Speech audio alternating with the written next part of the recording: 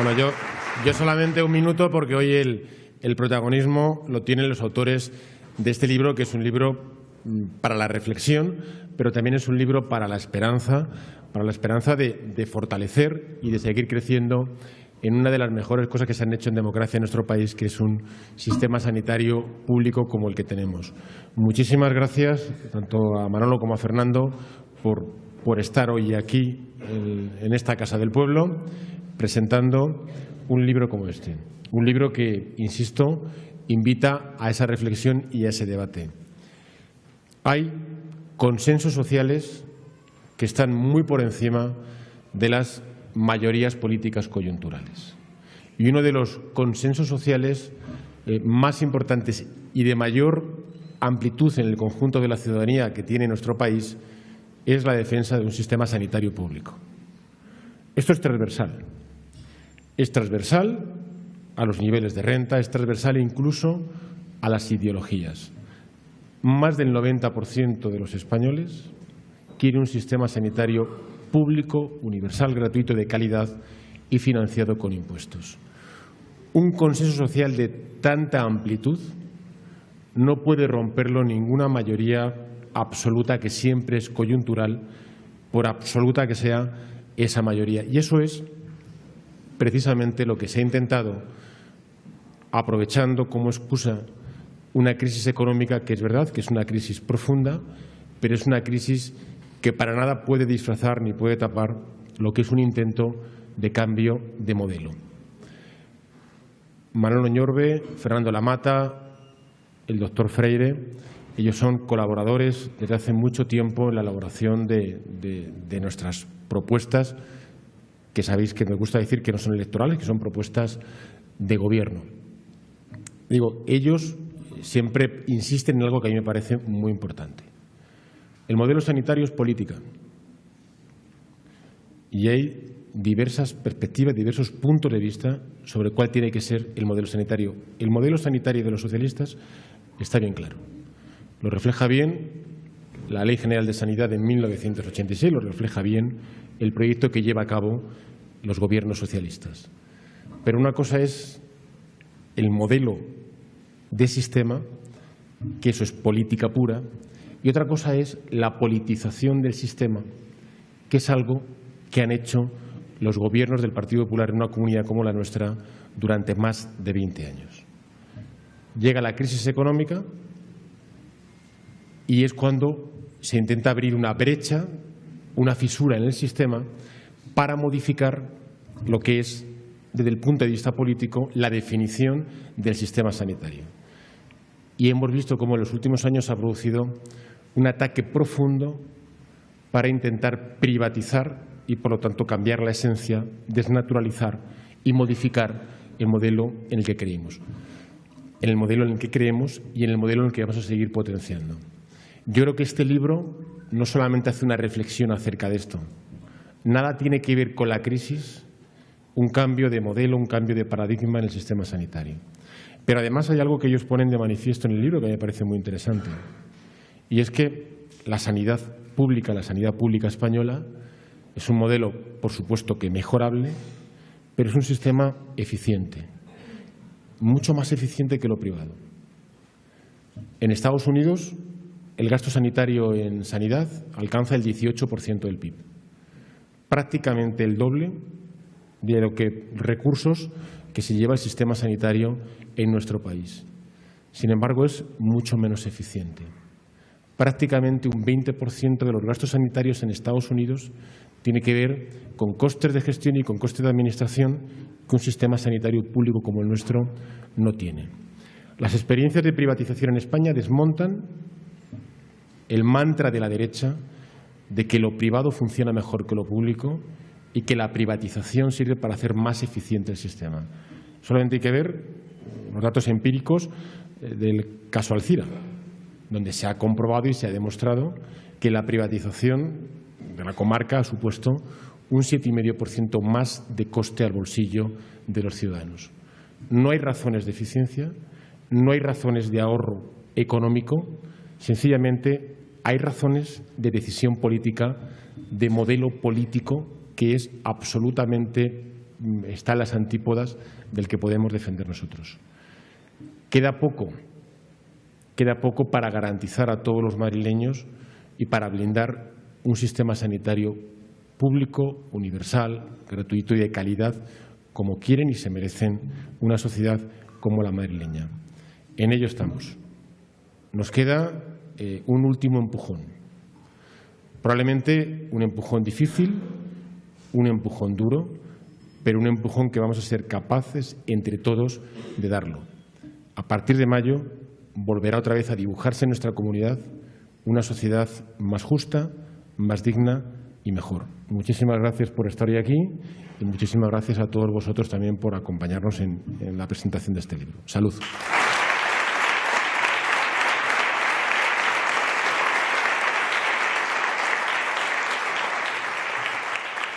Para hablar de la crisis económica que continuamos viviendo y de cómo afecta a los sistemas sanitarios, pero sobre todo también a la salud de cada una de las personas y de los ciudadanos y de la relación que existe entre cómo se está gestionando la crisis y cómo se está gestionando nuestro sistema sanitario. Les tenemos aquí a los dos y creo que en primer lugar se va a dirigir a nosotros Manuel Oñorbe.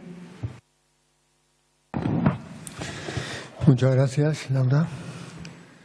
Hola amigos, Tomás, gracias por invitarnos.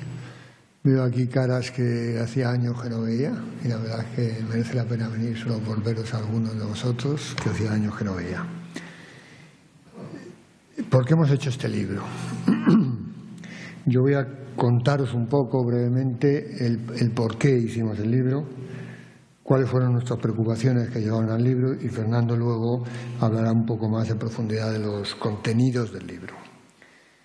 El por qué está bastante bien explicado y os lo voy a leer en la propia presentación del libro. Voy a leer una parte de ella. La gestión que se ha hecho de la crisis económica que desde hace ya un quinquenio se ha establecido en España tiene necesariamente que llevar a cambios en el equilibrio del binomio salud-enfermedad de la población. Aunque la relación entre desarrollo socioeconómico y morbimortalidad está estudiada y demostrada desde hace mucho tiempo, la situación de renta y desarrollo de la que se partía en nuestro país podía haber minimizado los problemas si la crisis no se hubiese cargado fundamentalmente sobre los derechos sociales de los ciudadanos.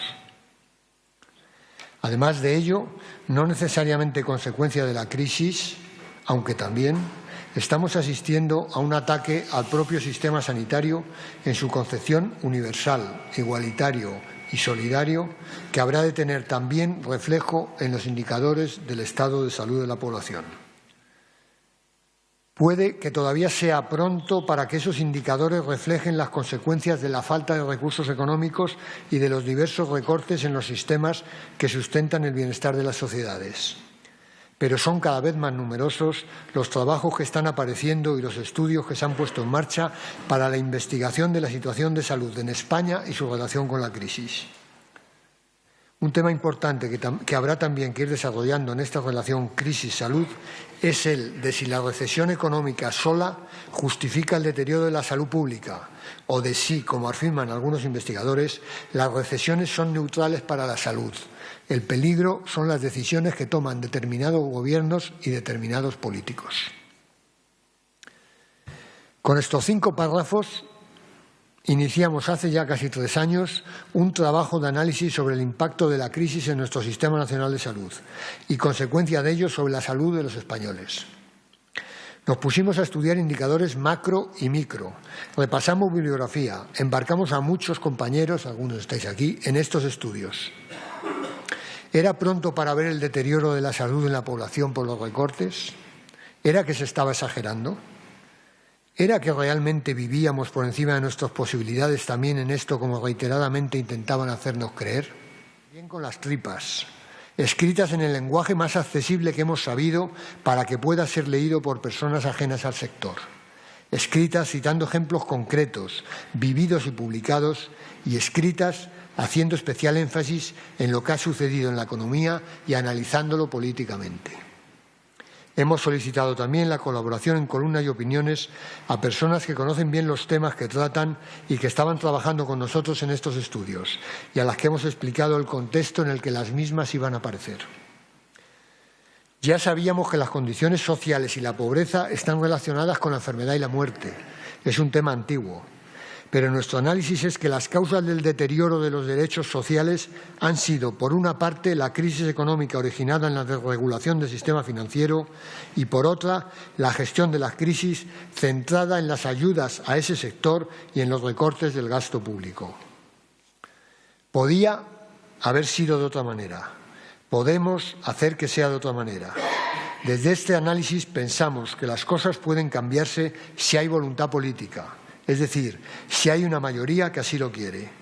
Debemos recuperar derechos y prestaciones y tenemos que conseguir que el sistema sanitario sea realmente universal y de máxima calidad, pero habrá que blindarlo para que nadie pueda desmantelarlo. Bien, el libro es un libro que es una autoedición. Autoedición quiere decir que no lo hemos hecho todos nosotros. Solo se edita a petición, con lo cual no nos ha costado dinero, o sea, no hemos gastado dinero. Invito a la gente que trabaje el tema de la autoedición. Por eso no hay aquí libros. El libro, nuestra idea era que se difundiese, con lo cual el libro lo tenéis gratis en la red. Con que pongáis en la red Crisis y Salud La Mata o Crisis y Salud Oñorbe, os vendrá una web, pincháis, os dais una dirección de correo y os lo bajáis. Gratuito, entero. Si alguno tiene capricho, lo puede bajar, lo puede encargar y se lo mandarán a casa como esto.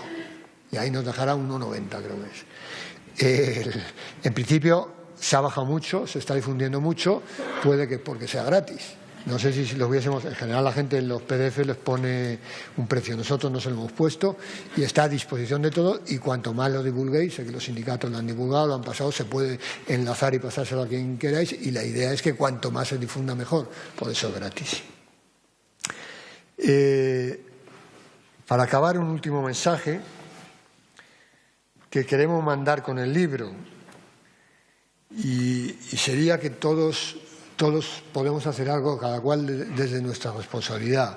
Nosotros ahora, muchos de los que aquí estáis, que habéis colaborado en el libro, y Fernando y yo, no tenemos responsabilidad política, ni siquiera ocupamos puestos de gestión importantes, pero el mensaje es que si uno quiere, puede trabajar desde cualquier posición, desde los enfermeros que veo aquí, los pediatras de primaria, cualquiera puede seguir trabajando y defendiendo el sistema desde su posición. Y por eso, y acabo, el libro lo empezamos, y yo acabo siempre mis intervenciones con la frase de Albert Camus que abre el libro, que dice: mi papel, lo reconozco, no es el de transformar el mundo y al hombre. No tengo suficientes virtudes ni luces para eso, pero quizás sí que lo es el de servir desde mi puesto a algunos valores sin los que no vale la pena vivir en el mundo, incluso transformado. Gracias.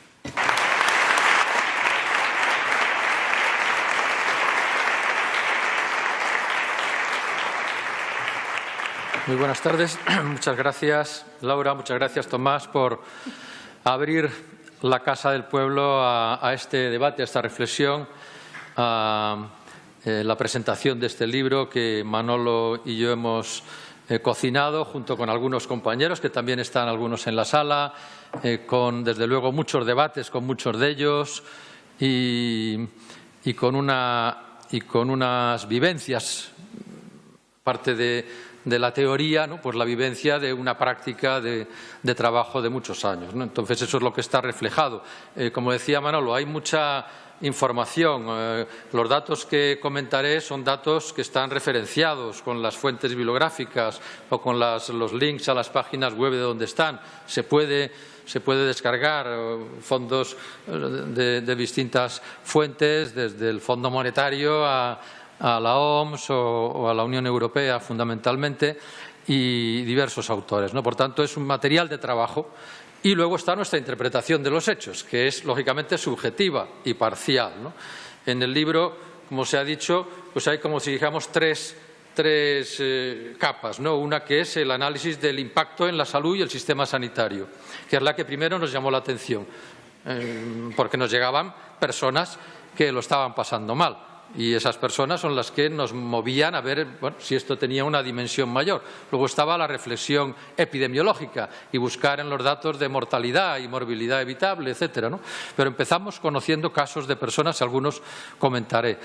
Después nos preguntamos por qué y contrastamos ese discurso dominante, el discurso que, a nuestra manera de ver, nos ha ganado la batalla del debate teórico, ¿no?, de que la culpa la tenían los ciudadanos porque habían vivido por encima de sus posibilidades. La culpa la tenía el déficit público. Y el déficit público y la deuda pública obligaban a tener que tomar esas medidas por parte de los gobiernos responsables para garantizar, y aquí entramos ya con el lenguaje orwelliano, la sostenibilidad del sistema sanitario, ¿no? Veremos que se utiliza mucho este lenguaje que falsea la realidad, pero donde, al ser tan machacón, ha ganado el espacio, digamos, del debate público. Y preguntándonos luego, intentando desmontar ese argumento, pero luego ¿por qué realmente había sido posible? Pues hacemos un análisis político y damos también nuestra opinión sobre esa situación. Como digo, el primer aspecto que nos llamaba la atención eran las personas. Y aquí traigo a colación una de las citas que también recogemos, y es una cita del señor Warren Buffett, que es una de las personas más ricas de este planeta, es un gestor de varios fondos de inversión. Y él, en el año 2005, antes de que estallara la crisis en el 2007, la crisis financiera de Estados Unidos, que luego repercute aquí en 2008 y siguientes, hasta hoy, entonces Warren Buffett le pregunta a un periodista: oiga, pero esto que dicen de la lucha de clases, esto ya está superado, ¿no? Esto es antiguo, ¿no? Es una manía de la gente de izquierdas, ¿no?, que se empeña. Y Warren Buffett contestó muy serio. Dice, no, esto de la lucha de clases no está superado. Lo que pasa es que esta de ahora la hemos empezado nosotros y la vamos ganando.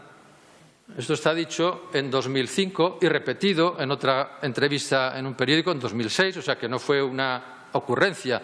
Él ha explicado luego otra serie de cuestiones interesantes que merece la pena bucear. Pero esto a mí me llamó la atención, lo comentaba con Manolo, y esto nos hizo ver que aquí sí que había una guerra. Es esa segunda fase cuando él cambia, digamos, en el prólogo y nos damos cuenta de que algo distinto está pasando, ¿no?, en esta crisis. Y es que sí que hay una lucha fuerte, una lucha que están ganando, que luego mostraremos algunos datos. Y en esta lucha no hay bombas, pero sí hay víctimas.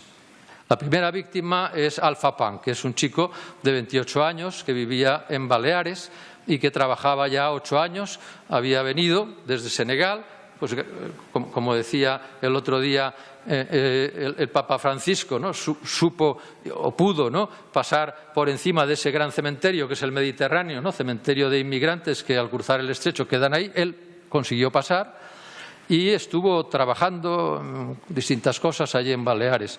Pero llegó el Real Decreto 16/2012, promovido por la ministra Ana Pastor, que ha dimitido por el caso Gürtel, pero que por el caso Ana Mato, que ha dimitido por el caso Gürtel, pero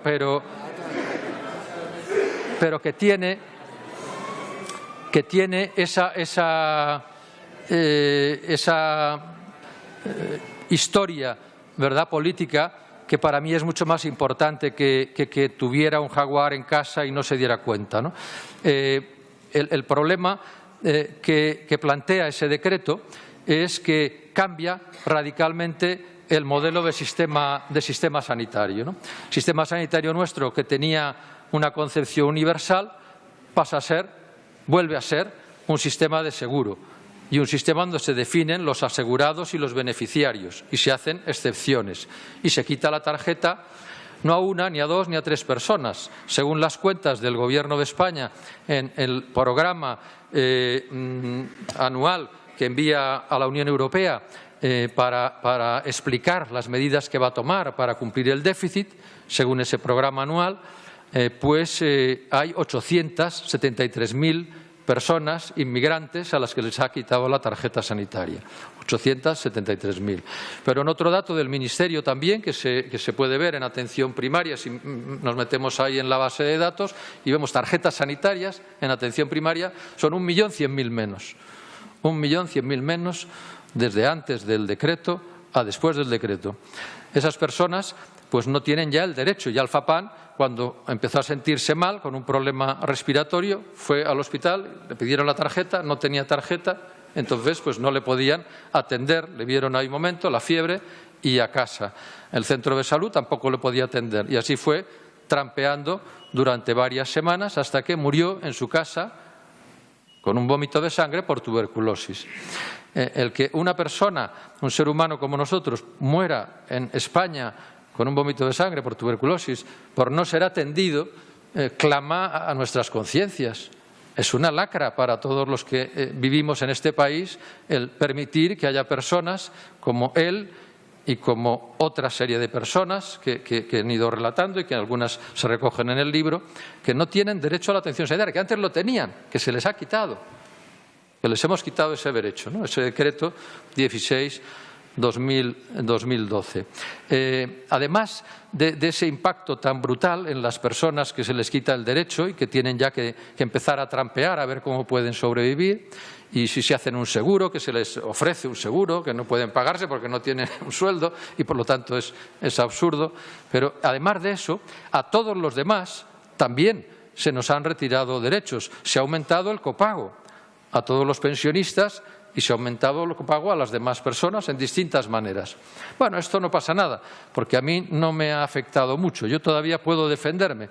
El otro día publicaba Cruz Roja un informe, que este no está recogido porque ha sido posterior, no está recogido en el libro, pero lo vamos actualizando, y decía Cruz Roja hace una semana, ¿no?, que de las personas que atendió el año pasado, que fueron algo más de 2 millones, 840.000 personas, no una ni dos, 840.000 personas que no son inmigrantes, ¿no?, como nosotros y nosotras que tenemos nuestra nacionalidad española, pues 840.000 personas no pudieron comprar las recetas para tener sus medicinas.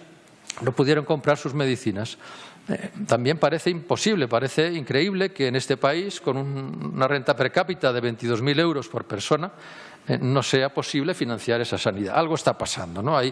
Pero también, si vamos a ver más datos, nos encontramos con un aumento de listas de espera en España, según los datos publicados por el Ministerio, de un 26% para consulta externa y de un 50% para cirugía programada. Estos son cifras estadísticas, pero detrás hay personas, como Estrella, por ejemplo, que se cayó y se fracturó una vértebra. Y esa mujer de 85 años que vivía autónoma en su casa y que vivía sola y que se hacía la compra y que tenía su pensión, pues esa mujer, con ese dolor, pierde movilidad, acude al hospital. En el hospital le ven, bueno, como es mayor, como tiene tal, pues un analgésico potente y cita para que le vean en el especialista. Cita que le dan para dentro de un año. Entre tanto, está con ese analgésico que tiene opiáceos.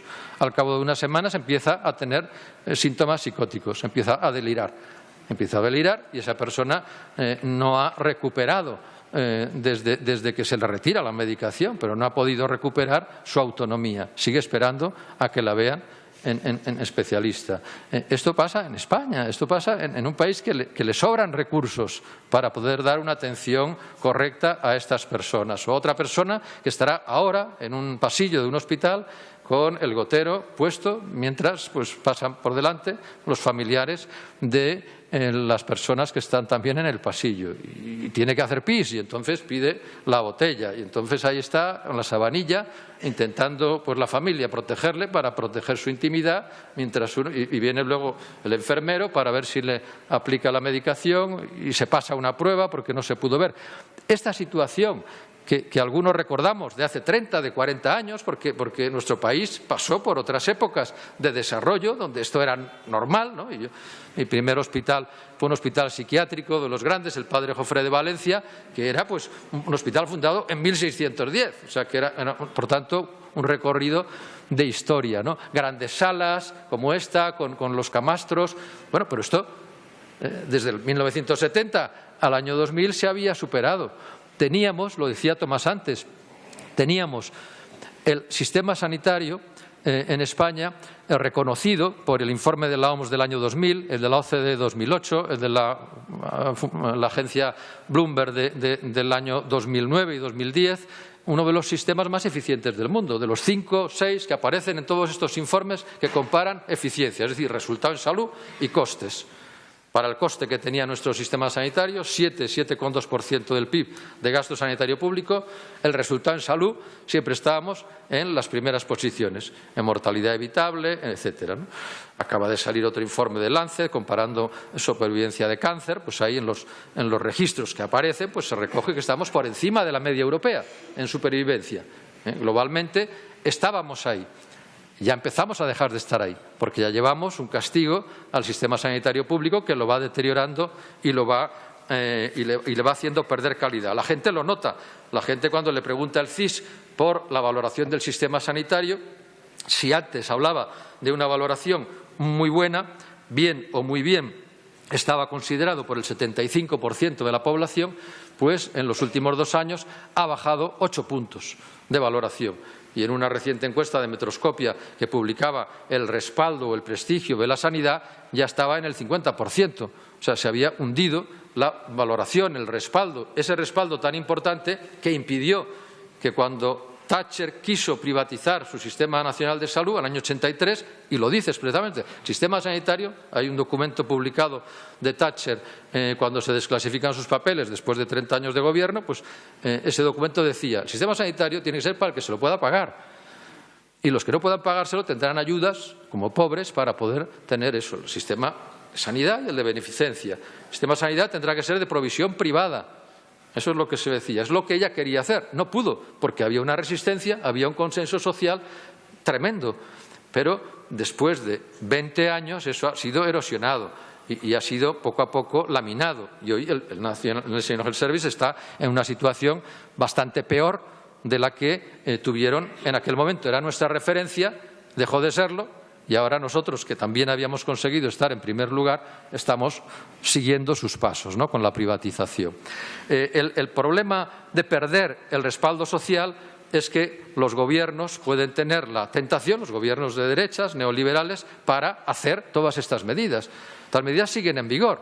Aunque haya dimitido Ana Mato, sigue siendo un decreto vigente. El Real Decreto Ley 16/2012 o el 20 de dependencia también, de la competencia y dependencia, también sigue vigente con los recortes que aplicó. Por tanto, eso quiere decir que no hemos sido capaces de frenarlo.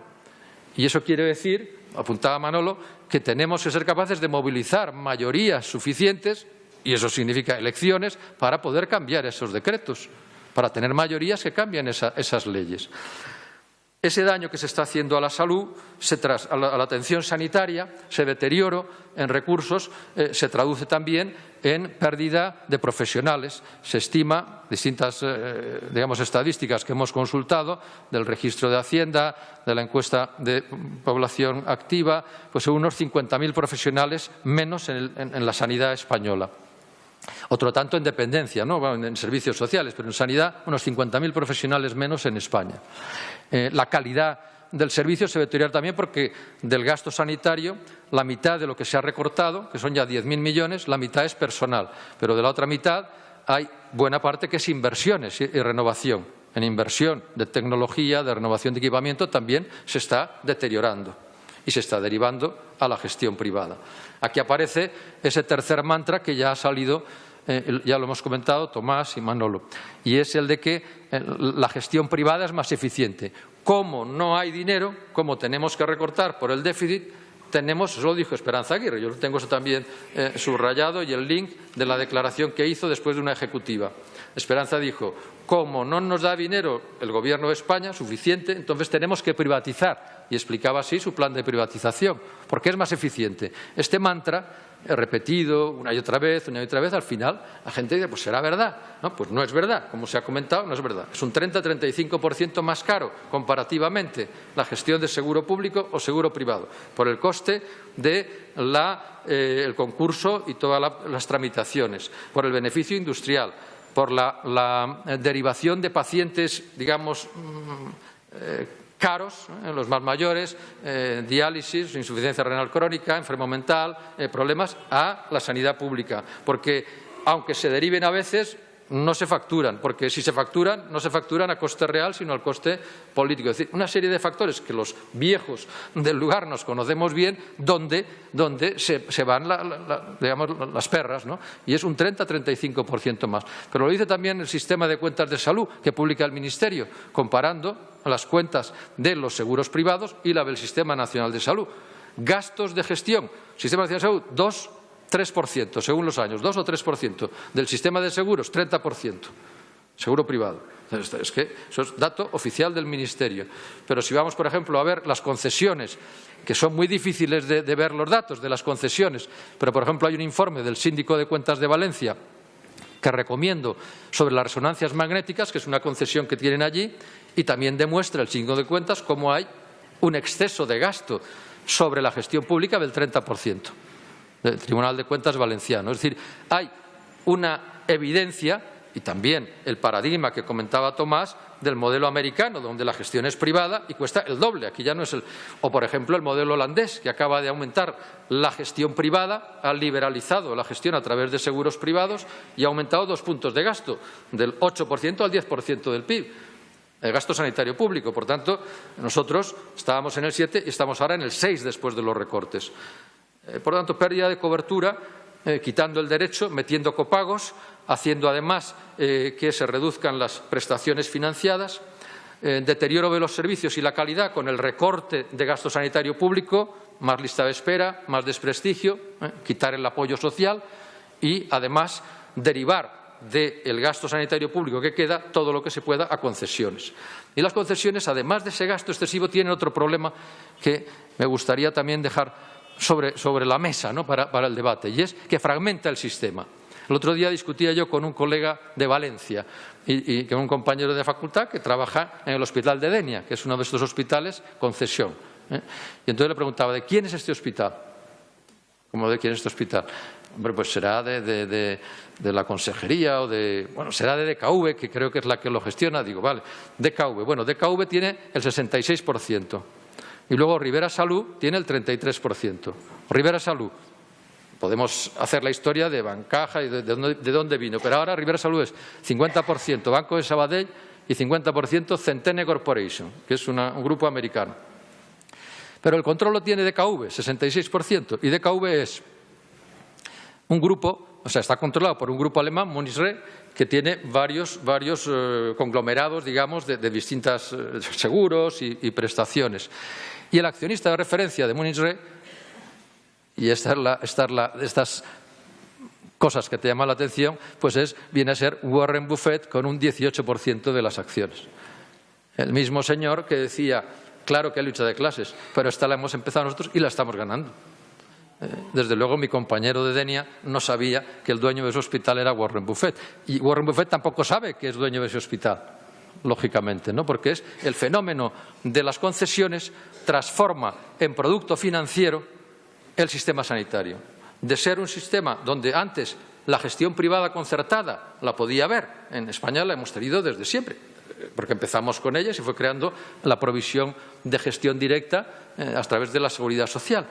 Pero al principio empezamos concertando, al principio me refiero a los años 40, 50, o sea que había la gestión concertada, con pequeños hospitales, de monjas, de un ayuntamiento, de una mutua, esto es lo que había, pero eso se dedicaban a producir esos servicios, eran expertos en eso. Esto es distinto, esto es un inversor que transforma eso en un producto financiero. ¿Dónde ha ganado dinero el concesionario del Hospital de Majadahonda? ¿Dónde ha ganado dinero Florentino Pérez? Ha ganado dinero en la producción de esa concesión, en la gestión anual. Bueno, habrá ganado un margen de beneficio, pero ahora se lo acaba de vender a IDF, un grupo holandés, por 44 millones. Lo transforma en producto financiero y eso se vende a un grupo de inversión que ya no está en lo que es la gestión y ya se va a transformar. Y aquí pasamos al segundo elemento del libro, que es el análisis económico. El análisis económico que nosotros vimos es, si se dice que la culpa la tiene el déficit, vamos a ver cómo estaba el déficit en España. El déficit público en España, en 2005, 2006 y 2007 hubo superávit. O sea, antes de la crisis hubo superávit fiscal. Luego, la crisis no fue culpa del déficit público, sí hubo superávit, y los años anteriores estaba en una senda de más o menos 1, mejor, digamos, relativamente mejor que el resto de países de la Unión Europea de los 15. Por tanto, había una actividad, nuestro PIB crecía más rápido por las burbujas financiera e inmobiliaria, desde luego comentaremos, pero en todo caso no había déficit público. La deuda pública estaba en torno al 50% del PIB hasta el año 2008. Hasta que empieza la crisis estábamos en 50% del PIB, una deuda muy apañadita, una deuda muy compatible con nuestro nivel de renta, mucho mejor que la de los vecinos, mucho mejor que la de Estados Unidos o de Japón. Cuando ha crecido y se ha duplicado, ahora está en el 100%, ha sido después de la crisis, porque hemos socializado las pérdidas, porque nos hemos tragado la otra deuda, que es así. La deuda privada había crecido desde 1998, cuando empieza todo el proceso de desregularización, había crecido desde 1998 hasta 2008 del 100% del PIB al 320% del PIB. Eso fue lo que disparó espectacularmente la carga de deuda española. Eso se puede dividir en 3 tramos: deuda de entidades financieras, no financieras y familias. Pero, en definitiva, el que estaba inyectando era el sector financiero. El sector financiero va cogiendo el dinero, en parte el que va metiendo Estados Unidos, pero con productos tóxicos. Aquí ligamos un poco esta nueva fórmula económica que contaba con la concesión de los hospitales, que son productos financieros. Estos productos financieros, como las hipotecas basura, según me explicaba a mí un banquero, y recogemos aquí en el libro, son productos que tienen que, digamos, conseguir el mayor volumen contable posible. Tienen que hacer que sean muy fáciles de vender y que consigan generar un gran volumen, para conseguir que esa institución sea too big to fail, tan grande que no puede quebrar. Tenemos que rescatarla. Esa técnica que empieza en Estados Unidos se generaliza aquí también. Alguno recordará que le llamaban de una institución para decirle: le ha tocado un crédito, no lo quiero. Pues sí, ¿qué tal? Ese tipo de debate que por teléfono te obligaban a mantener. Pues eso también aquí pasó, ¿no? Las preferentes, otro tipo de productos tóxicos, que se envolvían por productos más nobles, como puede ser una concesión donde un gobierno de un país más o menos razonable te garantiza durante 30 años un retorno del 5%, o un bono del Estado, o otro, y eso lo envuelves, y ese paquete lo vendes a otro inversor, y va creciendo esa pelota, hasta que estalla. En España estalló en ese momento, cuando Estados Unidos empieza a estallar, impacta en los bancos alemanes y luego en los españoles. Y esto, que para mí, y para Manolo, cuando lo discutíamos los dos y con nuestros compañeros, claro, no era evidente, contradecía ese discurso oficial, ¿no?, de que la culpa era de la deuda pública. Estábamos viendo que la deuda pública estaba ordenadita, estábamos viendo que había este crecimiento brutal de la deuda privada, y estábamos viendo además que al mismo tiempo se usaba como argumento para recortar. El decreto de Ana Mato y de Rajoy, que Rajoy todavía no ha dimitido, pero tenía las mismas razones, porque lo que dice el juez es lo mismo para ella, y desde luego el autor político de esa ley es Rajoy más que Ana Mato, ¿no? Pero fijaros que en ese mismo año que se hace este decreto que le quita la tarjeta a Alfa Pan, que se muere de tuberculosis, ese mismo año, según el informe de la Comisión Nacional de Mercado y la Competencia, publicado la semana pasada, que se refiere al año 2012, y recomiendo su lectura, se transfirieron 141.000 millones de ayudas a las entidades financieras, de los cuales 70.000 en desembolso económico, 70.000 en avales, pero 70.000 en desembolso económico. Entonces, en ese mismo año en que se estaba transfiriendo ese dinero a entidades financieras, porque son la sangre de la economía y si no, no podemos vivir, con esa argumentación, too big to fail, se rescataba esa estructura, pero lo mismo en Francia, en Alemania, en Reino Unido, o sea, eso ha sido en toda Europa. Al mismo tiempo se recortaban las prestaciones y los derechos. Entonces, aquí había una conexión que nos estaba enseñando un proceso de cambio económico que situamos en algunos hitos, por ejemplo, la Ley de Modernización de los Servicios Financieros de Estados Unidos del año 99 o la Ley del Suelo de España del año 1998 o distintos momentos en los que se va desregulando el sector financiero y el sector inmobiliario. Hay distintos momentos en distintos países, pero en todo caso hay la transformación de la economía real en la economía financiera, con productos tóxicos, entidades tan grandes para no caer, y otro elemento en la receta muy importante que William Black, un estudioso de esto, insiste, y es que tiene que haber, además, para que esta economía de alto riesgo siga funcionando y no la paremos, es que hay un incentivo potentísimo para los altos directivos de esas entidades. Hay salarios, hay bonos de 1 millón de euros, 2 millones de euros, hay pensiones de retiro de 60 millones de euros, 50 millones de euros, de un incentivo muy potente que les brinda como nueva clase, la clase de Warren Buffett, nueva clase social que está haciendo este cambio. Desde el punto de vista político, cuando reflexionamos sobre esto, pues nuestra opinión es que este modelo económico había cambiado el modelo económico que creó el estado de bienestar y por eso lo vemos en riesgo. Por eso vemos que está en riesgo en la medida en que estamos enfrentando una nueva situación. Cuando se crea la sanidad pública, las pensiones, es a lo largo, finales del 19, primeros del 20, fruto de una lucha de trabajadores, de fábricas, de huelgas, de protestas y también de acción política. Traigo aquí un librito del fundador del PSOE de 1904, donde él explicaba en esto que es las organizaciones de resistencia y explicaba a sus compañeros la necesidad de usar esas dos herramientas. La huelga, que puede hacer que los obreros de un oficio en una localidad o en todo el país aumenten su salario o disminuyan las horas de trabajo. Pero además la acción política, porque puede obtener una ley relativa a los salarios, a la jornada, a la seguridad de los talleres, a las fábricas, a los accidentes en el trabajo, al retiro o pensión de los obreros viejos, y esta mejora sobre beneficiar a un gran número de obreros no puede ser aniquilada por tales o cuales oscilaciones de la industria. Lo natural, lo lógico, es que a medida que pasa el tiempo se consolide y alcance mayores proporciones. Y así fue, y durante casi un siglo los trabajadores consiguieron, con la presión del movimiento obrero en las huelgas, con la tensión de jornada, menos jornada, más salario, y acción política con leyes sociales. La Ley de Accidentes de Trabajo en España es de 1900 y así siguiendo, ¿no? Se va construyendo todo un sistema de seguridad social.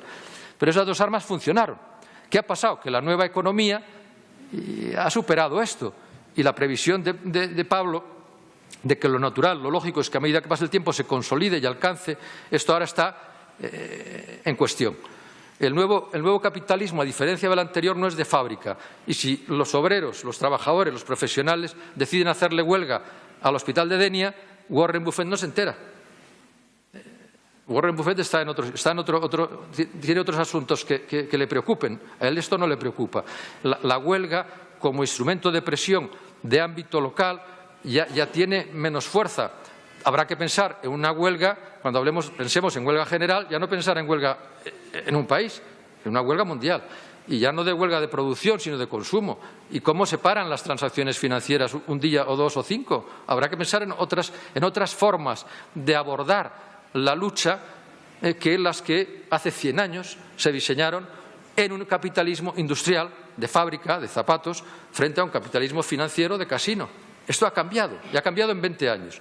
No empezó, ahora vemos las consecuencias, pero esto empezaron a desatar la ley de modernización de los sistemas financieros de Estados Unidos, desató la ley Glass-Steagall, que se aprobó en 1983, después de la otra crisis.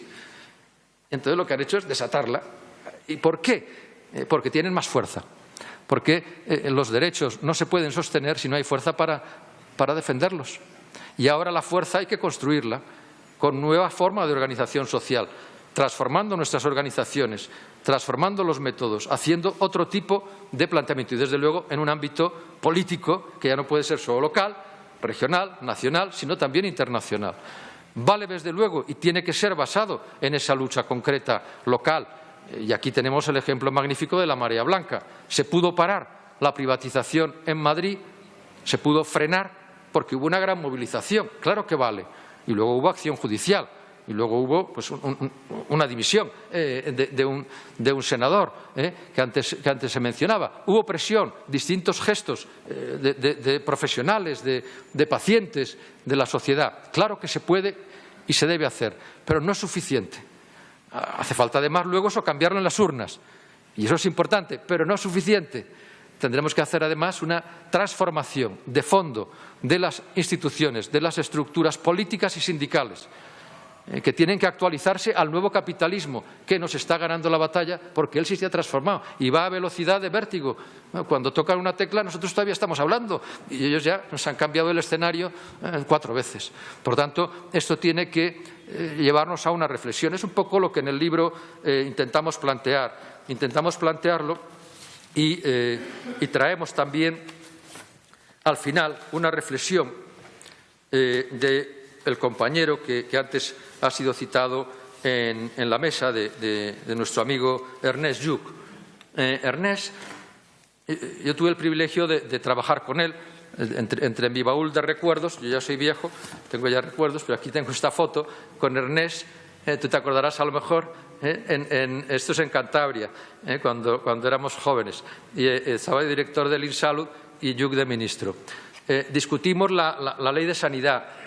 Lluch, la ley de sanidad, la centraba en la universalización de la atención sanitaria. Hay un capítulo de un libro que coeditamos con Paco Ortega donde se recoge su recuerdo de la tramitación de la ley de sanidad. Y su obsesión era que todas las personas que vivían en España tuvieran derecho a la misma atención, de la misma calidad, la que pudiéramos pagar en función de nuestra renta, pero el mismo derecho a la misma atención sanitaria. Y ese objetivo no lo compartían todos. Esa ley no la votó a favor el Partido Popular, entonces Alianza Popular, votó en contra. Esa ley tuvo una oposición de la llamada Operación Primavera, que en aquel momento, y la describe Lluch, esa Operación Primavera la diseña un conocido nuestro, Pedro Arriola, financiado por otro conocido que también pues hizo su papel, que era Cuevas, desde la COE, y con el aparato del Consejo General de Colegios Médicos, Ramiro Rivera. Eso está descrito por Lluch, de cómo intentaron, de una manera y de otra, y cómo diseñaban las asambleas y cómo diseñaban la propaganda, las amenazas a laboratorios para que se sumaran en ese proceso. Bueno, una cuestión que como todos los que estáis aquí tenéis experiencia de alguna u otra manera en la política, sabéis que era esperable, o sea, que era un cambio político de envergadura y había una resistencia. Hay dos maneras de ver en la política global, ¿verdad?, económica, social, pero desde luego sanitaria. Hay unos, como Thatcher expresaba, y esta gente decía, pero lo decía en la trastienda, ¿no?, la sanidad no puede ser universal, no puede ser todo para todos. Bueno, eso lo dirá usted. Nosotros hemos conseguido un sistema sanitario donde sí se podía dar esa atención sanitaria de máxima calidad. Claro que se puede. Hay que tener, desde luego, mecanismos de mejora de eficiencia y de revisión, ¿no? Pero se puede.